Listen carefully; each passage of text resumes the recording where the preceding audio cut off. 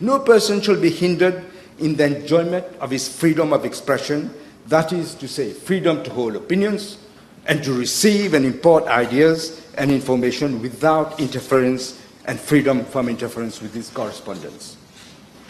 It is therefore crystal clear, Madam Speaker, that phone tapping constitutes a breach of our fundamental human rights, and is particularly an intrusion onto the right of privacy. Now, the whole nation was shocked. I'm sure some members of the opposition too might have been shocked when it came to know in October of last year, through the Moustache leaks, that private telephone conversations of individuals, key government officials, political opponents, as well as even members of the judiciary, diplomatic missions, were being listened to by the MSM government. As soon as I became Prime Minister, I considered that it was an urgent priority to investigate the nature and extent of the surveillance, to investigate the techniques and activities employed by the previous regime to spy on its own citizens and to take swift action to render them inoperable. I tell people, many people are impatient. We have priority. This is a priority. I had to stop this phone bugging, listening to people's conversation, to be absolutely sure that this was being done.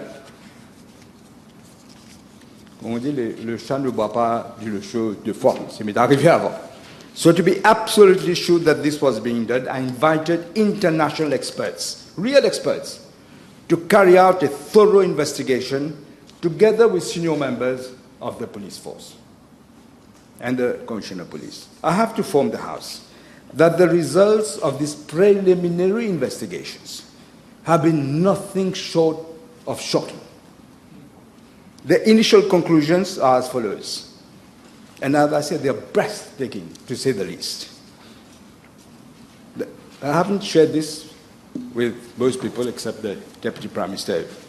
The MSM government, believe it or not, Madam Speaker, did not only do phone tapping of certain high-profile members of the opposition, or even, as I say, even its own ministers, even its own allies, including the PMSD. They were listening. What happened to you with the car accident? All this they have listened to. Who said who to tell you to do this, not to do that? All this, I can tell you. They even went further, Madam Speaker. This is what is more shocking even. Even that is shocking. But they conducted mass surveillance. Mass surveillance. They had multiple sites, not one site, multiple sites where this was being done. What this means, Madam Speaker, that the government, the last government, put in place systems to monitor and intercept calls and internet traffic in the country. This is what's called mass interception. Let me quote what the experts say. The system put in place, I'm quoting, is a highly sophisticated mass monitoring tool for state surveillance of the people of Mauritius. In other words, what I'm saying, it's not just me or the Deputy Prime Minister or members of the opposition. Everyone, including allies, including ministers, including members of the judiciary. This means that every mobile conversation, I'm putting stress on every mobile conversation, every landline call, every post on WhatsApp, on Facebook, on Signal, on TikTok, every email, everyone I'm saying, not just us, everyone was being monitored by the government. Do you realize what this means? It's a massive, massive monitoring. Every piece of digital data communicated by a citizen to every other citizen in this country was diverted. Everything you're saying was diverted to this government system for storage and subsequent analysis and exploitation.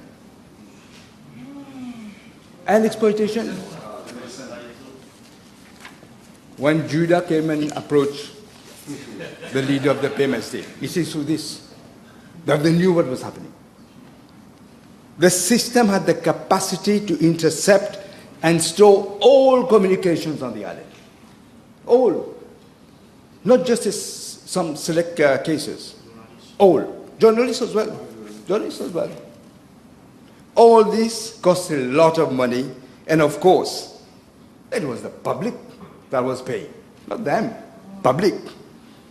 As our nation was groaning, was suffering under financial strain, on facing, each one had a problem in each household, we know, the cost of living. What were they and the 𝐏𝐸𝐬𝐬𝐬𝐬 engaged upon? Spying on all the Mauritians, all of them. All the people you see here have been on the phone, including you, Madam Speaker. Everyone. Even if you were not in politics, where you were being listened to. So far, for the cost, we have uncovered payments in connection with these systems. Listen to this carefully. You know how much? Over $110 million for this system. People are complaining about the cost of living. They're having difficulty to make ends meet. Here the government, the previous regime, spent so far I said, it's probably going to be more. $110 billion spent on this. A company based in Dubai, I'll name it, Petzl, named in Dubai, was being paid to service the system, the equipment. How much do you think? How much could servicing a system cost? I'll tell you, $7.5 million per year. How is that possible? How can you spend millions of dollars? What it means is that some of that money went into the pockets of some people. That's what it means, because it can't cost that much. I'm sure all members of this House, every Mauritian will feel as I do. When I learned of this, a sense of revulsion and disgust at what the priorities of the previous government of the MSM and its leader was. These were the priorities. And now they're jumping, they think they will get elected again. I should add, Madam Speaker, that when international experts, who as I said were accompanied by the Mauritius Police Force, sought to establish what information had been gathered, they found that the stations had been wiped clean. And when wiped clean? We know. As the results of the election were coming in, this is when they were cleaning everything. It shows to me that they thought they will win the election. I don't know in what tower they were living. But when they realized that they're losing the election, while people started with their flags, very happy that we have been relieved of these maggots, here they are cleaning their mess. They were wiping clean everything. But let me give a word of warning, because this is being done other places too. We are aware. We are aware of what's happening at the State Bank. For example, we are aware of a few other places. Let me give a word of warning, Madam Speaker. The experts, they are real experts. Whatever you clean, they will be able to retrieve the information. They are able. That's why I know. Information that have been cleaned, supposedly. We know now. We have them. We will identify those who destroy evidence. As the Attorney General and other lawyers know, it is a criminal offense. And it carries heavy penalties. They think they will wipe out and we will not know. I can assure the House, they will have to bear the consequences of the deeds. They will feel the full force of the law, and we will see whether we don't have to strengthen the law for these people. I agree, we will have to. In fact, by attempting to destroy evidence, they are worsening the situations. They have been warned, take your responsibility. If you want to go and destroy evidence, go and destroy it if you want. We will get the evidence. I'm pretty sure of that now. Madam Speaker, the task of sifting through this squalid rubble and debris left by this mafiosi regime, which was utterly devoid of moral scruples, who ignored what the Constitution said. We will continue until the whole truth is known to the nation. As far as for the last part of the question, I can tell the House and the whole nation that I've asked an end to be put to the secret surveillance installed by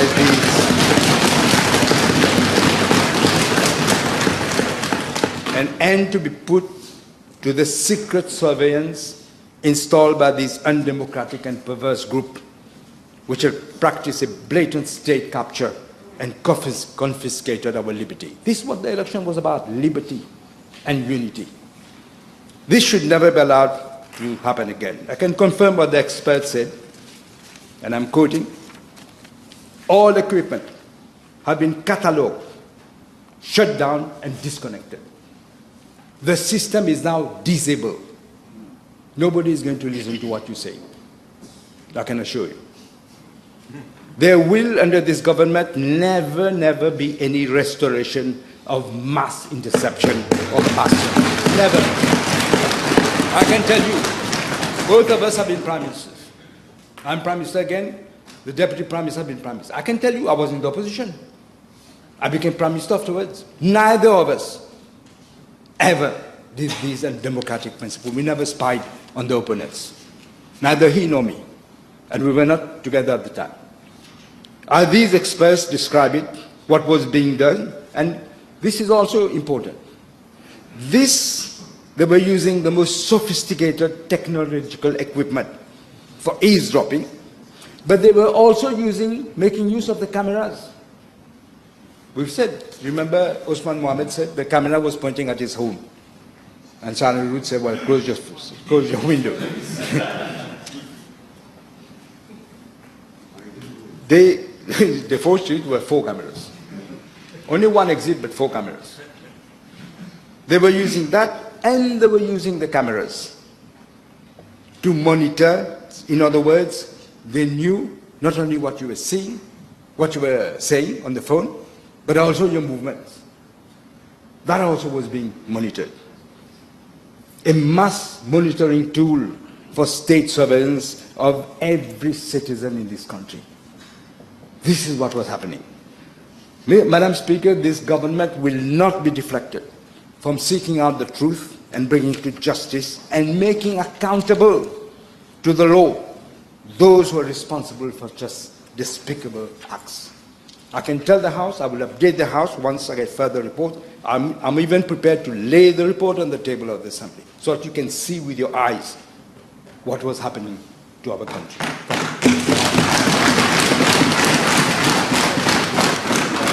I will, honourable members, time is already up, but in view of the importance of the question, of course I didn't stop the Prime Minister, so I will also allow one question. Just one. If you might allow 2, because I have 2 parliamentary questions coming. Just one. Well, I'll put it all together then. Is the Prime Minister said on the 20th of January that he hasn't received assurances that there might not be other systems in use right now, and therefore this is very serious. Not only what the Prime Minister has described as un outil de surveillance massif officiellement installé, but also it appears that the own Prime Minister's line has been taken and subsequently leaked. Is the Prime Minister not now of the opinion that this, perhaps the most important matter regarding privacy, regarding secrets of the Mauritian state, safeguarding those secrets, given that he cannot say if those equipments are still being used according to his interview on the 20th. My question is, the Honourable Prime Minister, that doesn't he deem fit to instate a commission of inquiry to shed the light on, first of all, who has ordered for this system to be put in place? Secondly, the funds that have been paid. Thirdly, who have kept copies of what because of what we understand, the data has been deleted. And we must know, yes, the question is, it appears that the data has not been kept in one place, and that many persons, more than one, may still have that data, because same has been leaked during the campaign. Therefore, the question is, does he not see it as a matter of urgency to set up a commission of inquiry, which has already been set up by the previous government, and to urgently shed all the light on this whole saga, which, do not forget, has put you in power? We were put in power. Members, let the Prime Minister speak. Madam Speaker, we were put in power because people in this country felt in their guts what was happening, and they voted for liberty. Liberty. That's what they voted. And unity. Because the communal campaign went as well, but nobody cared. Mauritians are Mauritians. Un peuple admirable, comme on dit. But I answered the question that you asked. That I have made sure international experts, precisely what I said in January.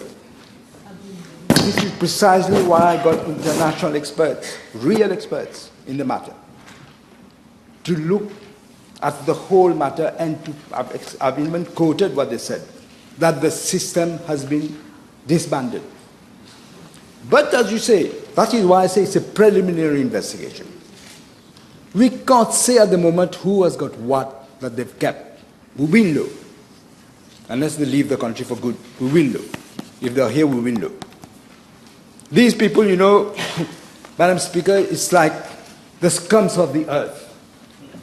That's what we're dealing with. We ought to rub their face in the gutter where they belong.